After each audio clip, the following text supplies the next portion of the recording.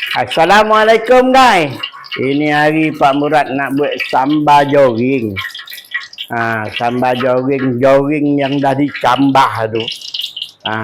Tu yang Pak Murad nak buat sambal hari ni. Bahan dia cili goreng, ikan bili, bawang putih, bawang merah. Semua ada dalam ni. Pak Murad masukkan dulu.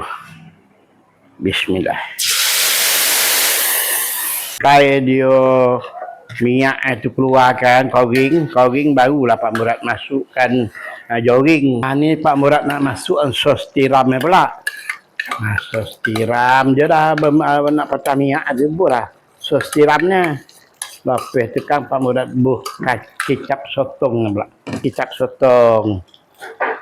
Buhlah sikit. Lepas tu sekarang Pak Murad nak masukkan dia punya jogging tu. Jogging cambah. Ni dia ni lah deh.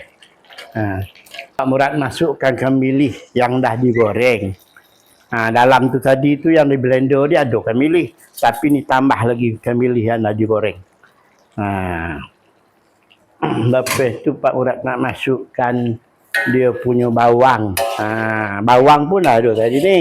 Tapi untuk mencantikkan dia ada bawang dia. Macam sambal nampak ada bawang besar yang bawang dah dipotong. Semua dah ada.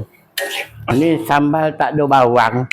Walaupun dah dimesin bawang tu, tapi tak ada bawang dalam sambal tu. Bila dah ada mesin, ada sambal ni. Ada bawang ni. Nampak macam sambal lah. Ni Pak Murad masukkan dia punya yang 3 sekawan tu. Tapi Pak Murad masukkan gula sikit lah. Dia ada rasa manis sikit. Kalau tak manis tak sedap sama ni. Dia ada rasa-rasa manis. Jangan terlampau manis.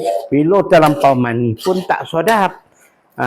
Rasa-rasa manis tu ada. Sekarang ni sambal jogging cambah ni dah masak. Sekarang Pak Murad nak angkat ni, nak tutup api Kang Pak Murad angkat dulu. Ya. Ni dah ada hasil lah guys. Mantap guys.